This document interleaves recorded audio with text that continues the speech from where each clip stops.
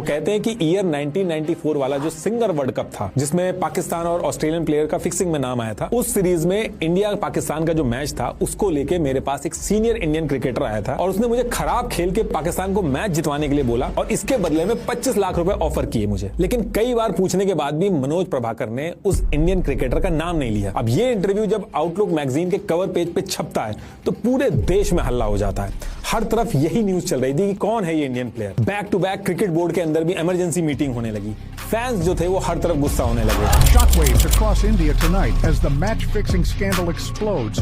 Fans take to the streets in anger, accusing their cricket heroes of betrayal and shaking the nation's trust in the game, demanding justice and strict action. और बात जब ज्यादा बढ़ने लगी तो 6 जून 1997 को BCCI secretary Jagmohan Dalmiya direct Manoj Prabhakar को एक ऑफिशियल लेटर लिख के पूछते हैं कि ये जो आपने मीडिया को इंटरव्यू देके प्लेयर के बारे में बात बताई कि 25 लाख रुपए ऑफर हुए हैं, ये खिलाड़ी कौन था? और इसके बाद इन्होंने पूछा कि ये चीजें आप अब क्यों बता रहे हो? तो इसके कुछ दिन के बाद ही मनोज प्रभाकर इस पे रिप्लाई कर देते हैं और कहते हैं कि उस टाइम मुझे टीम में रह के खेलना था और किस खिलाड़ी ने 25 लाख का ऑफर दिया था उसका नाम मैं नहीं बता सकता। ऑलरेडी मेरे ऊपर डिफेमेशन और जान से मारने की धमकी आ रही है। कि मनोज प्रभाकर बीसीसीआई के सामने भी नाम नहीं बताते। लेकिन बीसीसीआई के सामने दिक्कत ये थी कि मीडिया का भी बहुत ज्यादा प्रेशर आ रहा था, हर तरफ यही डिस्कशन चल रहा था। तो यहां से बीसीसीआई ने यह डिसाइड किया कि एक इंक्वायरी करा लेनी चाहिए सारे प्लेयर्स की ताकि सच सामने आ जाए। तो इसके 10 दिन बाद 20 जून 1997 को बीसीसीआई प्रेसिडेंट राज सिंह ने एक कमीशन बनाया। सुप्रीम कोर्ट के retired chief justice Yashwant Chandrachud ने इसको लीड किया